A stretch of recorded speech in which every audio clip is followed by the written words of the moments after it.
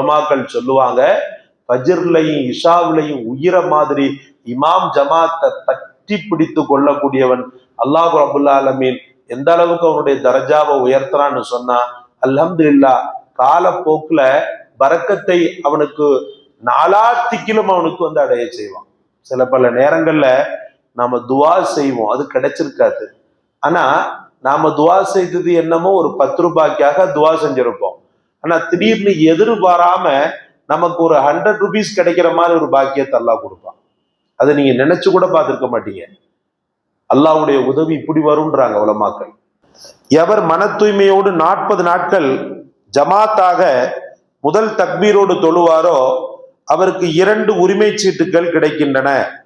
ஒன்று நரகத்திலிருந்து விடுதலை பெற்றதற்கான உரிமை சீட்டு, மற்றொன்று நயவஞ்சகத்தனத்திலிருந்து விடுதலை பெற்றதற்கான உரிமை சீட்டு என்று ரசூலுல்லாஹி ஸல்லல்லாஹு அலைஹி வஸல்லம் அவர்கள் சொன்னதாக ஹஸரத் அனஸ் இப்னு மாலிக் ரலியல்லாஹு அவர்கள் அறிவிக்கிறார்கள். திருமதி லுகர் தொழுகைக்காக வெயிலில் பள்ளிக்கு நடந்து சென்று தொழுவதன் சிறப்பை மக்கள் அறிந்து கொண்டால் லுகர் தொழுகைக்காக போட்டி போட்டு கொண்டு ஓடி வருவார்கள்.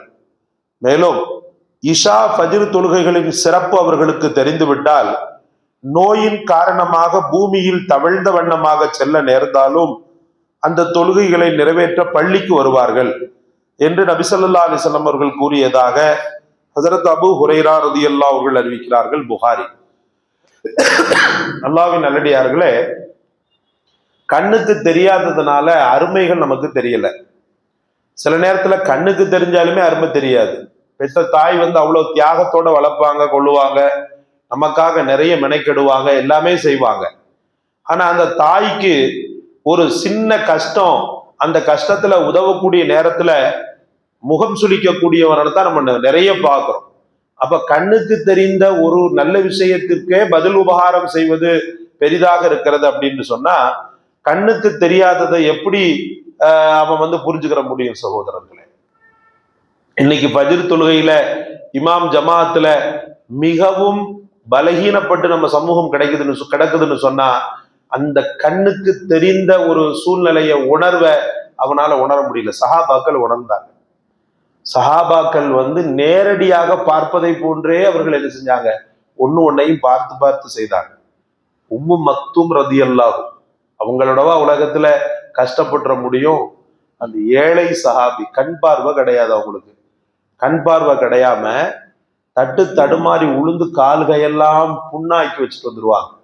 இந்த சூழ்நிலையில கண் பார்வையற்ற அந்த உம்மு மக்தூம் கேட்டாங்களாம், யா ரசூலல்லாஹ், நான் வீட்டிலேயே தொழுதுகட்டுமா? என்னால முடியல, நான் நடந்து வர்றதுக்கு எனக்கு ரொம்ப கஷ்டமா இருக்குது, சமயங்கள்ல கீழே விழுந்துடுறேன், எனக்கு ஒரு பாதுகாப்பு ஆள் தேவைப்படுது, இந்த மாதிரிலாம் சூழ்நிலைகள் இருக்குது, நான் வீட்டுல தொழுதுகட்டுமான்னு சொல்லிட்டு கேட்டாங்களாம். அப்பதான் பெருமானார் ஸல்லல்லாஹு அலைஹி வஸல்லம் அவர்கள் சொன்னாங்களா, அன்பு உம்மு மக்தூமே, அன்பு நிறைந்த உம்மு மக்தூமே, நீ அந்த பலாபலனை கண்ணால பார்க்காததுனால உனக்கு அதனுடைய வேல்யூபிள் தெரியலையா? தயவு செய்து நீ கண் பார்வை இல்லை, நான் வீட்டுல தொழுதுக்கிறேன்ற வார்த்தை இனிமேல் சொல்லாத. வீட்டுக்கும் பள்ளிவாசலுக்கும் ஒரு கயிறை கட்டிக்கோ, கயிறை கட்டியாவது புடிச்சுக்கிட்டாவது பள்ளிக்கு வந்துடு, ஏன்னா அவ்வளவு சிறப்பு இருக்கிறது உம்மு மக்தூமே அப்படின்னு சொன்னாங்க. அதுக்கு பிறகு ஹஸரத் உம்மு மக்தூம் ரலியல்லாஹுடைய வாழ்க்கையில எவ்வளவு பெரிய மாற்றம் வந்தது.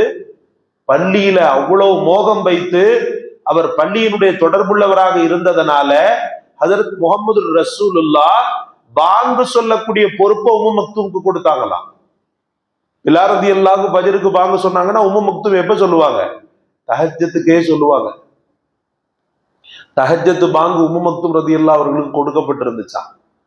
பெருமானார் ஸல்லல்லாஹு அலைஹி வஸல்லம் அவர்கள் இல்லாத காலகட்டங்கள்ல மதீனால இருக்கக்கூடிய பிரச்சனைகளை எல்லாம் தீர்த்து வைக்கக்கூடிய அளவுக்கு ஒரு பார்வையற்றவருக்கு அல்லாஹ் கண்ணியத்தை கொடுத்தான்னு சொன்னா, ஃபஜ்ருக்காக மெனக்கெட்டு ஓடோடி வரக்கூடிய கஷ்டத்தை கையில் எடுத்துக் கொள்ளக்கூடிய மக்களுக்கு நிச்சயமாக கொடுப்பான். சகோதரர்களே, சமூகம் உணர்றதில்லை. கண்ணுக்கு தெரியக்கூடிய காசு பணம் தெரிகிறது, கண்ணுக்கு தெரியாத அழியாத செல்வமான மறுமையின் நன்மைகள் தெரிகிறது இல்லை. அதனால கண்ணுக்கு தெரிந்த அழிந்து போகக்கூடிய துனியாவுக்காக மெனக்கெட்டு வரக்கூடிய இந்த சமூகம் ஃபஜ்ர் தொழுகைக்காக இமாம் ஜமாத்துல கலந்து கொள்ள மிகவும் தயங்கி கொண்டிருக்கிறது. இப்ப எவ்வளவு பெரிய கஷ்டம் அது. இன்னும் சொல்ல போனா 2 இரவுகள், அதாவது இருளான 2 வக்து தொழுகையை நீங்க பேணுதலா தொழுவுங்கன்னுவாங்க ரசூலுல்லாஹ். 2 இருள்கள் மத்தியில இருக்கக்கூடிய தொழுகை. 2 இருள்னா என்ன இருள்? இஷா தொழுகையும் இருள் தான், ஃபஜ்ர் தொழுகையும் இருள் தான். இருள்ல தான் நம்ம வருவோம், வெளியில போகும்போது வெளிச்சம் வந்துடும். இந்த 2 இருளும் அங்க ஒளியை கொடுத்துடுமா. 2 இருளும் எங்க ஒளியை கொடுத்துடுமா? எந்த இடத்துக்கு நமக்கு ஒளி தேவைப்படுதோ அந்த கபருக்கு ஒளி. அதே போல மறுமை நாள்ல கடுமையான கொடுமையான நரகத்துல கிடக்கக்கூடிய நேரத்துல நமக்குன்னு சொல்லி ஒளியை கொடுத்து சொர்க்கத்தின் பாதையை நமக்கு எளிதாக காட்டக்கூடிய அந்த ஒளி. இந்த 2 ஒளியை அல்லாஹு தஆலா தந்து விடுகிறான். இன்னும் சவாலாக நம்ம சொல்றதாக இருந்தா உலமாக்கள் சொல்லுவாங்க, ஃபஜ்ர்லையும் இஷாவிலையும் உயிர மாதிரி இமாம் ஜமாத்தை பற்றி பிடித்து கொள்ளக்கூடியவன் அல்லாஹ் ரப்புல் ஆலமீன் எந்த அளவுக்கு அவனுடைய தரஜாவை உயர்த்துறான்னு சொன்னா, அல்ஹம்துலில்லாஹ் காலப்போக்குல பரக்கத்தை அவனுக்கு நாலாத்திக்கிலும் அவனுக்கு அடைய செய்வான். சில பல நேரங்கள்ல நாம துவா செய்வோம், அது கிடைச்சிருக்காது. ஆனா நாம துவா செய்தது என்னமோ ஒரு 10 ரூபாய்க்காக துவா செஞ்சிருப்போம். ஆனா திடீர்னு எதிர்பாராம நமக்கு ஒரு 100 ருபீஸ் கிடைக்கிற மாதிரி ஒரு பாக்கியத்தை அல்லாஹ் கொடுப்பான். அதை நீங்க நினைச்சு கூட பார்த்திருக்க மாட்டீங்க. அல்லாஹ்வுடைய உதவி இப்படி வரும்ன்றாங்க உலமாக்கள். ஃபஜ்ர் தொழுகையில ஒருத்தன் காட்டக்கூடிய பேணுதல், இஷா தொழுகையில ஒருத்தன் காட்டக்கூடிய பேணுதல் எந்த அளவுக்கு அவனை ஆக்கிடுன்னு சொன்னா, அவன் எதிர்பாராத விதத்திலே அவன் உள்ளம் நெஞ்சம் இனிமையில் அடைக்கக்கூடிய அளவுக்கு அவனுக்கு அல்லாஹ் ரப்புல் ஆலமீன் அவனுக்கு வெகுமதிகளை தந்து விடுகிறான் அப்படின்னு சொன்னாங்க. இன்னைக்கு நீங்க பாத்தீங்கன்னா ஃபஜ்ர் வக்துல பேணுதல் இல்லாம படுற கஷ்டம் கொஞ்சம் நெஞ்சம் கிடையாது. பணங்காசு கிடைச்சிடும். நம்ம திரும்ப திரும்ப சொல்றது அதுதான். பணங்காசம் தூக்கி போடுற மாதிரி போட்டுருவான் அல்லாஹு தஆலா. நீ அதுக்காகத்தானே அலைஞ்சுக்கிட்டு இருக்கிற இந்தா அப்படின்னு சொல்லிட்டு. ஆனா ஆத்மார்த்தமாக கிடைக்கக்கூடிய உடற் சுகமோ அல்லது அவனை பலப்படுத்தக்கூடிய மன வலிமையோ ஒரு மன சந்தோஷமோ நிச்சயமாக கிடைக்காது சகோதரர்கள். எழுதி வைத்துக் கொள்ளுங்கள், எழுதி வைத்துக் கொள்ளுங்கள்.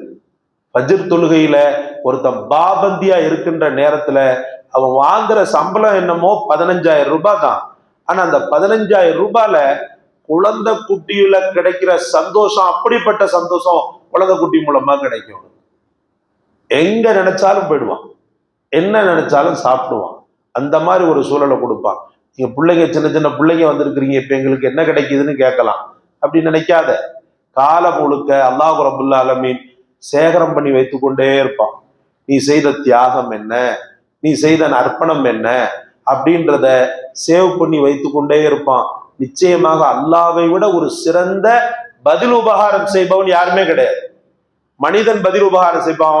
அவங்க எனக்கு ஒண்ணு தந்திருக்கிறாங்கன்னு சொன்னா ஒரு தடவை நான் எனக்கு பெருசா ஞாபகம் வராது. ஆனா 2-3 தடவை எனக்கு பண்ணிருக்கிறாருன்னா நிச்சயமா ஞாபகம் வந்துடும். பர்டிகுலர் பர்சன் எனக்கு இந்த மாதிரி பண்ணிருக்கிறாரு, பதிலுக்கு ஏதாவது ஒரு வகையில நம்ம பண்ணிடுவோமே, அட்லீஸ்ட் ஒரு துவாவாவது செய்வோமே அவருக்காக அப்படின்ற ஒரு எண்ணம் பிறக்கும். அப்ப மனிதனாக இருக்கக்கூடிய எனக்கே இந்த மாதிரி ஒரு சூழ்நிலைன்னு சொன்னா, எங்களையெல்லாம் படைத்த நம்மையெல்லாம் படைத்த இறைவனுக்கு நன்றி உபகாரம் அப்படின்றது அளவிட முடியாத ஒன்று, அளவிட முடியாத ஒன்று. அந்த படைத்தவன் எந்த காலத்துல நம்ம விட மாட்டான். அதனால உள்ளம் ஒளி பெற, வாழ்க்கையில் வளம் பெற ஒரு மூமின் காட்டக்கூடிய அதீதமான கவனம் ஃபஜ்ருடைய இமாம் ஜமாத். அல்லாஹ் உங்களுக்கும் எனக்கும் தௌஃபீக் செய்வானா. சுப்ஹானல்லாஹி வ பிஹம்திஹி.